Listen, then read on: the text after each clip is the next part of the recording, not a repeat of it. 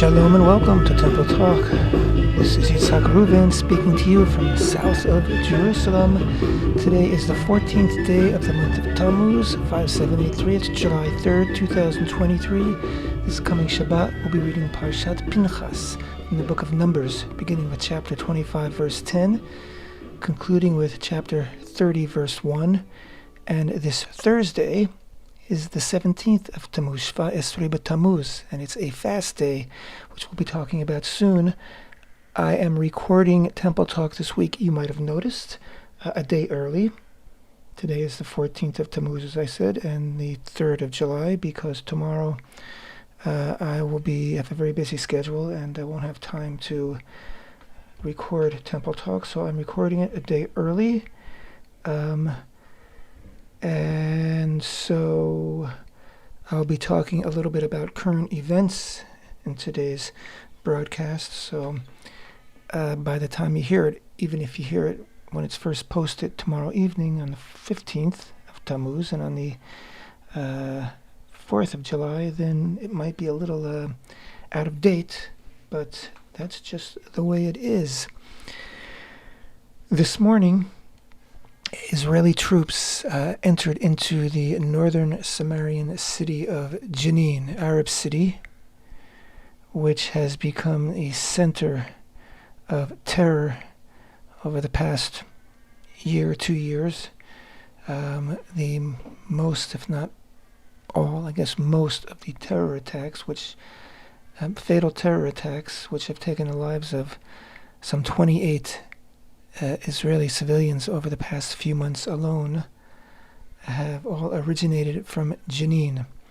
And Jenin was also a center of terror in the Second Intifada, and then Israel wiped out the terrorists and wiped out the terror infrastructure. And up to a couple of years ago, Jenin sort of became famous for having turned itself into a commercial center, which many Israeli Arabs would go and shop at. Jewish Israelis, of course, could not go into Jenin for fear for their lives, but Israeli Arabs could go into Jenin get a bargain on many things, and so it sort of, became famous for having turned itself around. But that was short-lived, and now with the encouragement, pumping in of money and smuggling in of weapons and technology from Iran via their proxy Hamas and perhaps even Hezbollah, I don't know, they have turned Jenin back into a den of terrorists, many different terror groups, locally organized terror groups in Jenin. And Israel, over the past year, has been carrying out many operations in Jenin and has eliminated many terrorists, but it hasn't curtailed the wave of terror coming from Jenin. And just over a week ago, 4 Israelis were murdered in a shooting in a restaurant in the city of Eli, in Binyamin, in the area of Benjamin in Samaria, by terrorists that came from Jenin, which Israel, the army, quickly eliminated.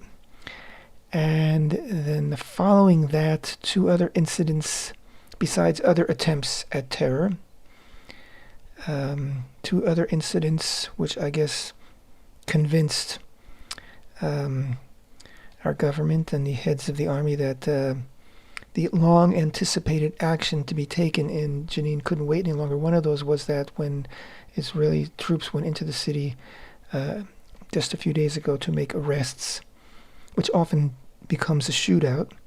This time they were met with bombs, booby-trapped bombs that had been laid in the roads. Fortunately, no soldiers were seriously hurt, although the vehicle they were driving in was severely damaged. And following that, there was a video on TikTok, I don't know what, showing an attempt at firing a missile out of Jenin. The missile didn't get very far, and I think landed in the outskirts of Jenin, if it went that far. But the writing was on the wall that Israel has to do something now, nip this all in the bud, as it were, even though they could have nipped it in the bud a year ago, 2 years ago, but better late than never. And so right now there is a major mitzvah, which is the Hebrew word for, It's a major military operation taking place in Jenin. I'm not exactly sure how major it is, to what extent it will, how long it will continue, what their goals are, but I do know that there were many videos on social media this morning, and some of those were showing Israel sent in these very large, like bulldozers with long, I don't know what you want to call them, prongs, like a forklift, but very, very long, extends in front in order to dig up the roads, in order to uncover any mines that may be planted along the roads before the troops went in. So, and I believe there's also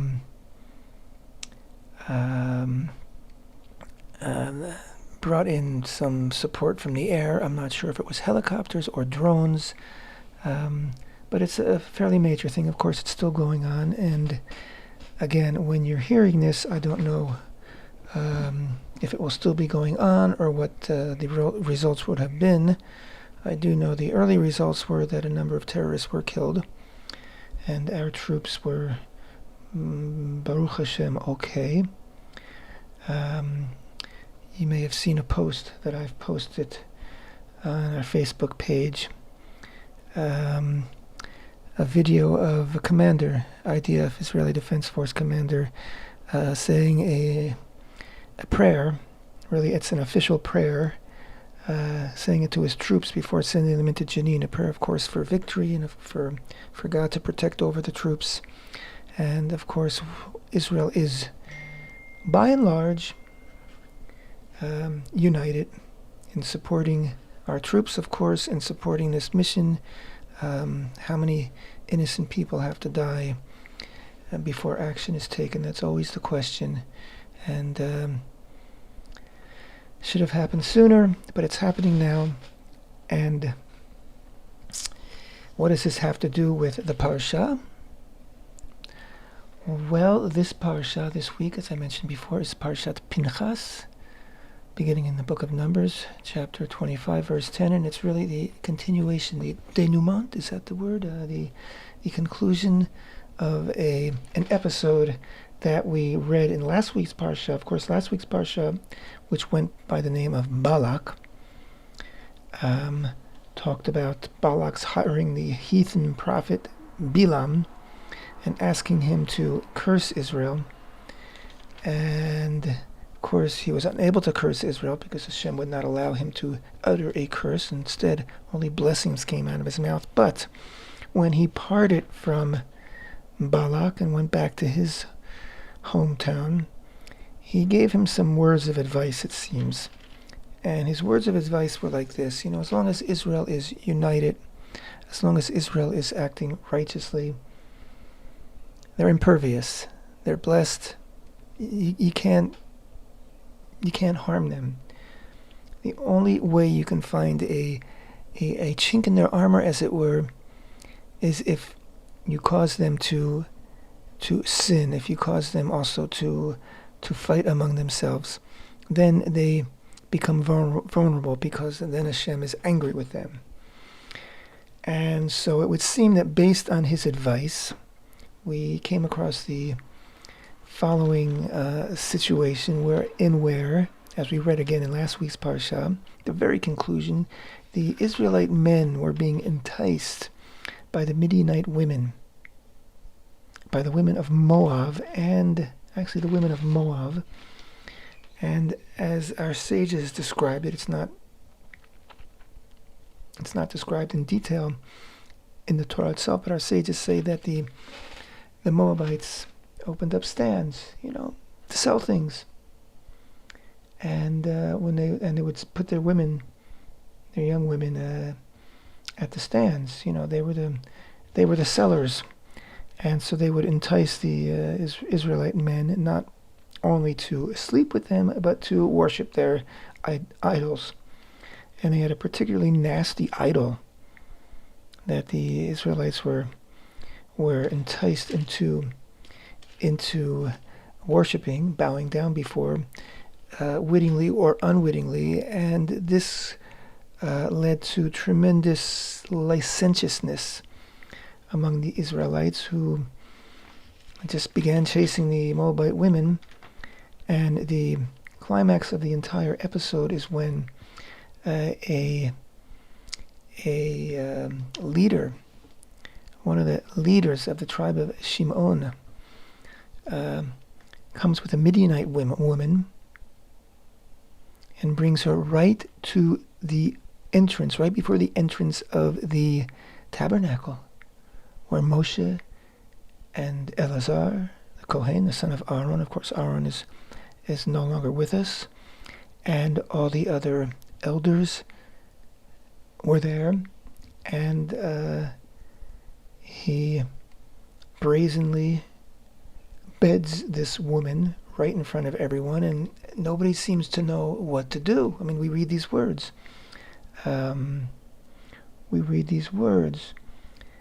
Again, this is from last week's parsha, from chapter 25, verse 1. Israel settled in the Shittim, and the people began to commit harlotry with the daughters of Moab. They invited the people to the feasts of their gods. The people ate and prostrated themselves to their gods. Israel became attached to Baal Peor, that was the name of their god, and the wrath of HaShem flared up against Israel. HaShem said to Moshe, "Take all the leaders of the people, hang them before HaShem against the sun, and the flaring wrath of HaShem will withdraw from Israel." Moshe said to the judges of Israel, "Let each man kill his men who were attached to Baal Peor." Right, the leaders of each of the tribes are supposed to eliminate those from their tribes who are engaging in this idolatry. And then we read, "Behold, a man of the children of Israel came and brought a Midianite woman near to his brothers in the sight of Moshe, in the sight of the entire assembly of the children of Israel, and they were weeping at the entrance of the tent of meeting." Who was weeping? The people who were watching this leader. And we're going to find out in the beginning of Parshat Pinchas, we're going to read in a minute who he was and who the woman was. And it seems that nobody really knew what to do. This was something so brazen, so unexpected, that they couldn't remember what the law was dealing with us, what to do, and it was happening right before them, and they were weeping with a sense of helplessness. And then we read, Pinchas, son of Eleazar, son of Aharon the Kohen, saw, and he stood up from amid the assembly and took a spear in his hand. He followed the Israelite man into the tent and pierced them both, the Israelite man and the woman, into her stomach, and the plague was halted from upon the children of Israel. Those who died in the plague were 24,000. So this was a disaster, following on the footsteps of the beautiful story of the blessings of Bilam, right? Israel was so good, so righteous, so united, so at peace with itself, that the prophet who was attempting to utter curses could only speak words of blessing. And now, boom, Israel has done it to itself. Just absolutely done it to itself with their poor behavior. So that's how the last parsha ends. And this is really, it's not the first time we've heard the name Pinchas, but it's the first time he has done anything of note. So let's begin with the reading from this week's parsha. And why do I say, what's the connection here between the parsha and the current events that we were talking about earlier? Simply the need to take action, violent action when necessary. I mean, in this case, Pinchas killed an Israelite a man of nobility, as it were.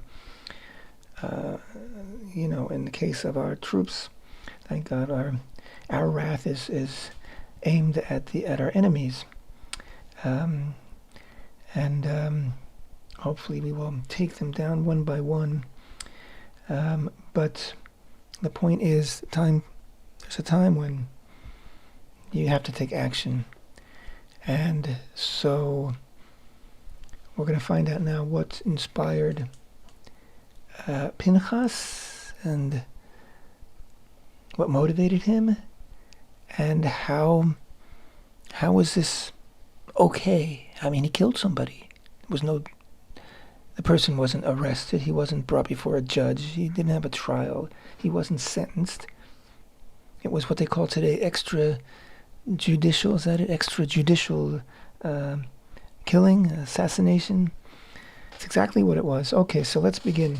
I'm going to read first in Hebrew, then in English from Numbers chapter 25, verse 10. Vayedaber Hashem el Moshe lemor Pinchas ben Eleazar ben Aharon HaKohen heshiv et hamati me'al bnei Yisrael bekana'o et kina'ati betocham v'lo kiliti et bnei Yisrael bekina'ati lachen emor hineni noten lo et briti shalom והייתה לו ולזרעו אחריו ברית כהונת עולם תחת אשר קינא לאלוהיו ויכפר על בני ישראל ושם איש ישראל המוכה אשר הוכה את המדיינית זמרי בן סלול נשיא בית אב לשמעוני ושם האישה המוכה המדיינית כוזבי בת צור ראש אומות בת אבי במדיין הוא.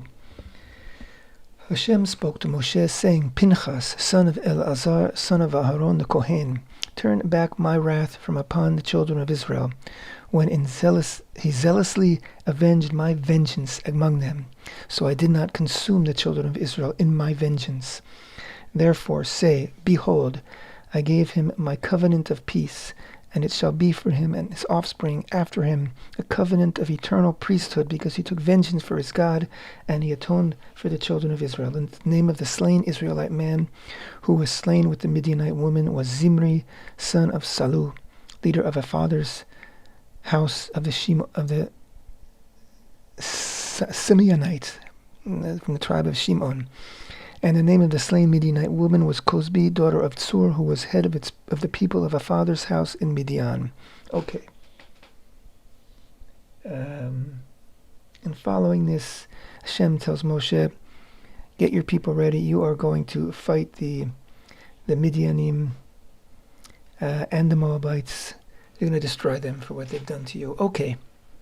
So, Pinchas, he took it upon himself, without consulting with anyone, to simply rise up and kill Zimri,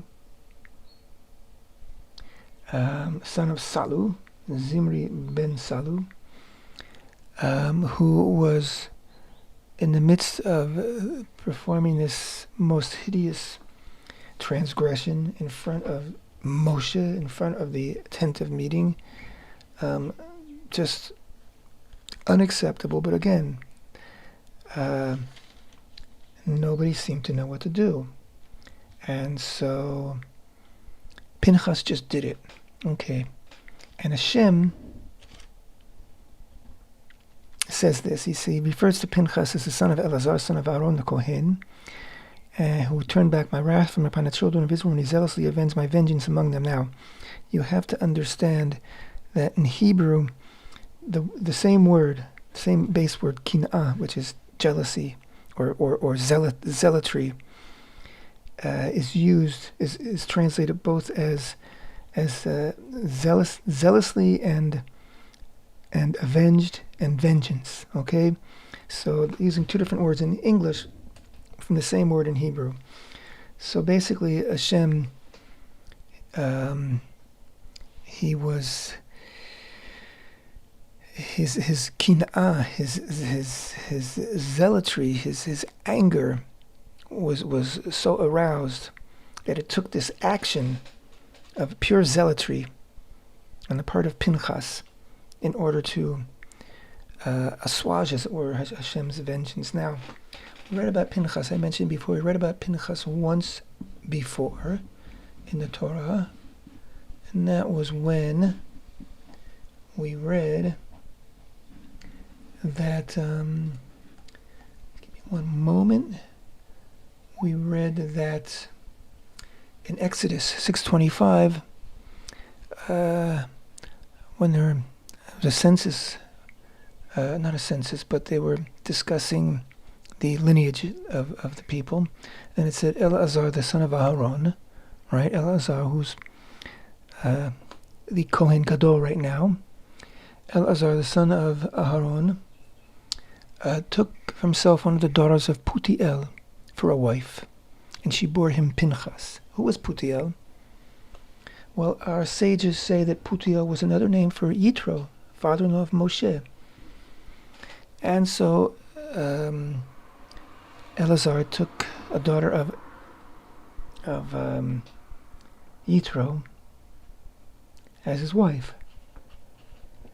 And using some wordplay, our sages, wordplay on the word Putiel, which is the name, it said that they called him Putiel. That was another name for Yitro, because don't forget, Yitro, before he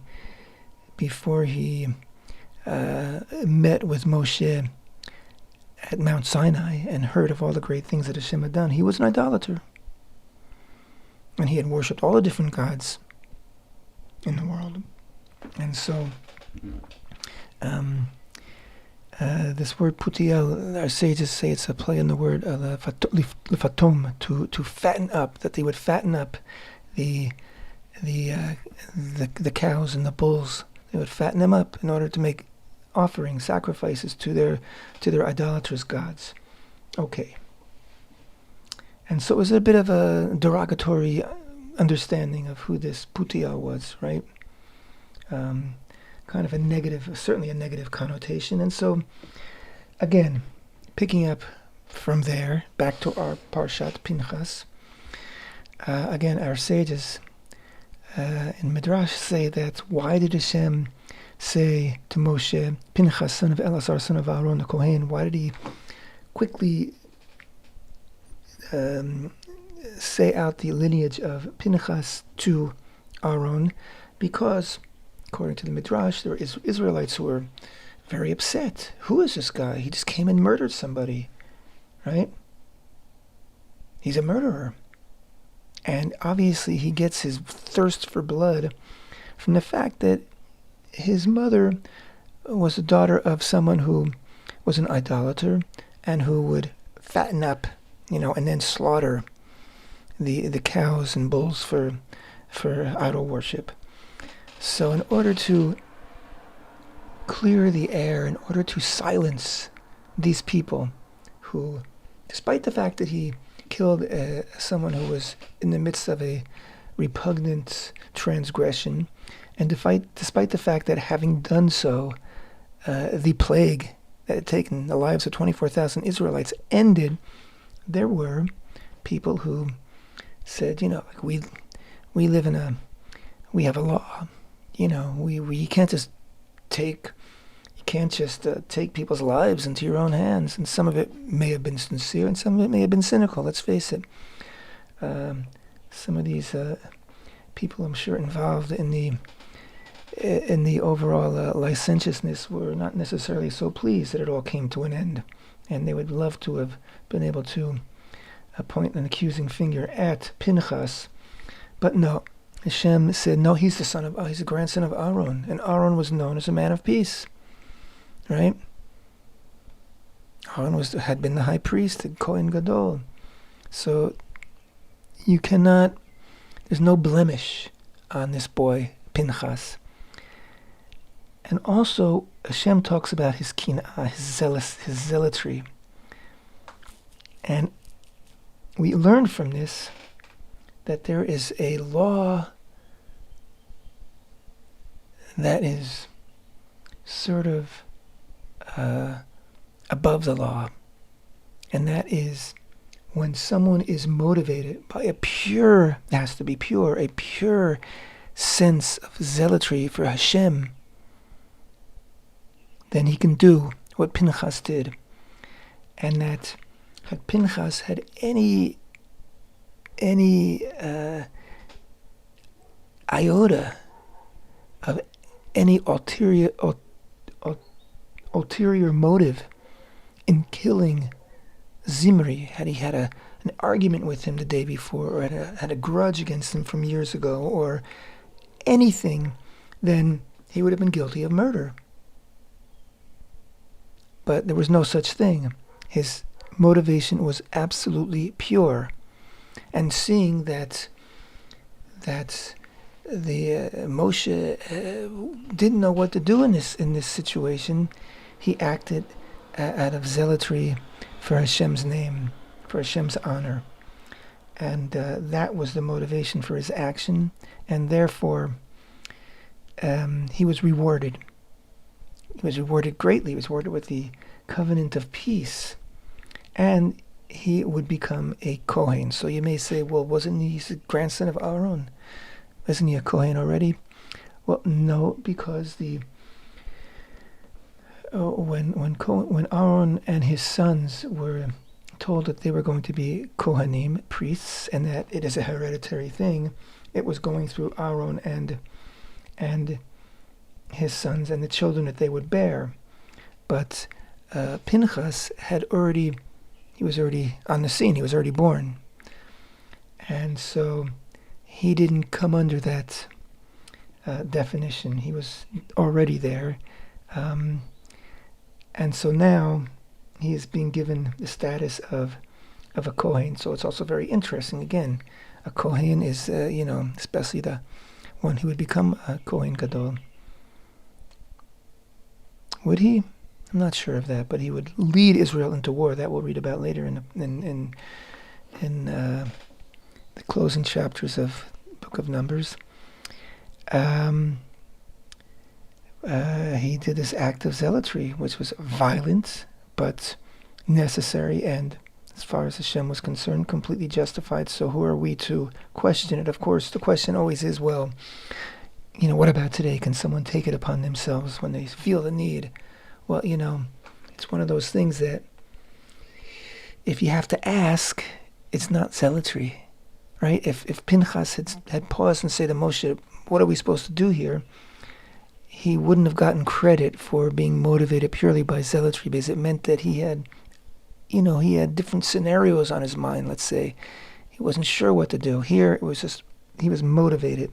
It was like, this zealotry for Hashem's honor of Hashem's name just took over and guided him.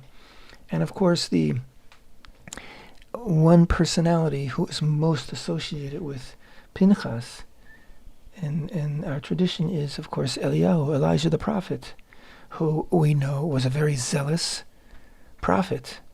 And he also acted in what would have been a breach of the law, had it not been an act of zealotry on Hashem's behalf.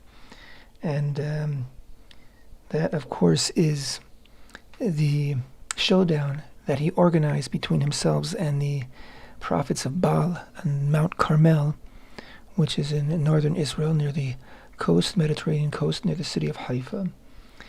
And that showdown, of course, was he invited all these many prophets of Baal to each build a fire and before igniting the fire, to place the animal that they're going to offer up to their gods, to their Baal, and then calling upon their God to ignite the fire. And of course they all failed miserably, and Eliyahu called upon Hashem, and his offering was ignited and consumed. And this is all well and good, but of course we're not to make offerings on Mount Carmel. We're to make offerings only in the Holy Temple. So this was also an abrogation of the law, as it were, but it was a justified circumstance because the situation in Israel was quite desperate, and he did this act of zealotry in order to bring the people back to HaShem. So that is Pinchas. And having done all this, he kind of fades from our consciousness. Certainly for the rest of this parsha, there's a census. Again, this is a census of the people who are going to be entering into the land of Israel now, because this is the next generation. And there is a census, and then the census is again to be for the distribution of the land when Israel will go into Israel, although that's not done yet. But in anticipation of that, of course, we read about the daughters of Tzelophehad, the 5 daughters of Tzelophehad, whose names were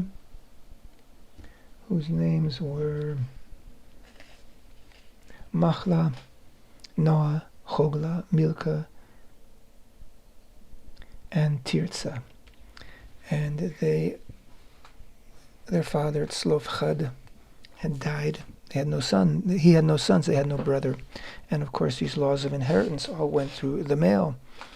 So they approached Moshe and they said, we deserve our father's inheritance. We deserve his apportionment in the land of Israel.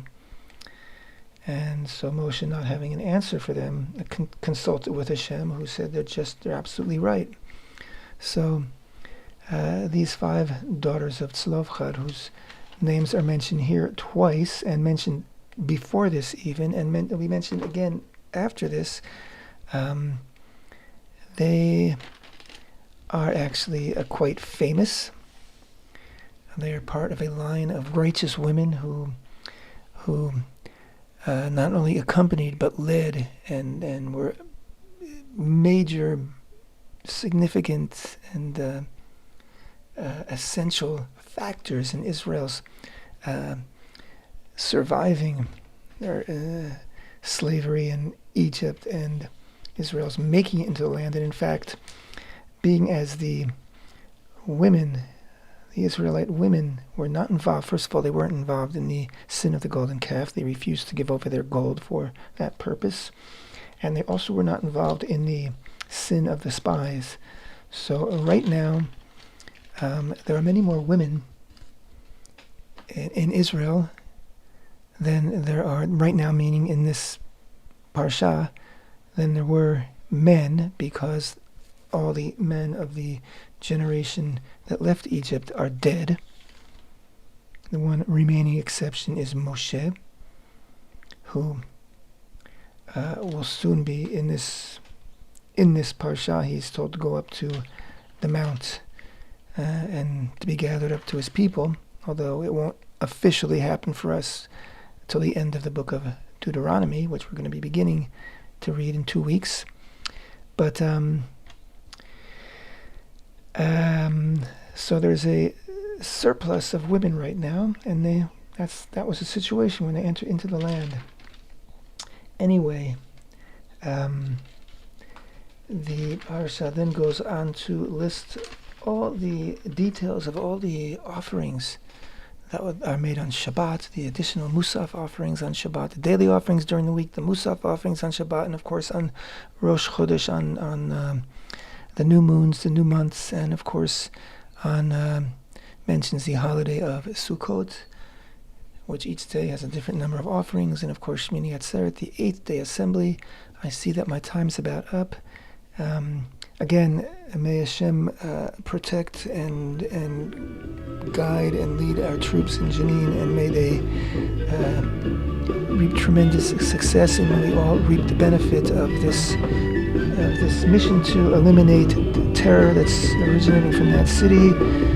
HaShem Yishma. Thanks for being with me. Temple Talk.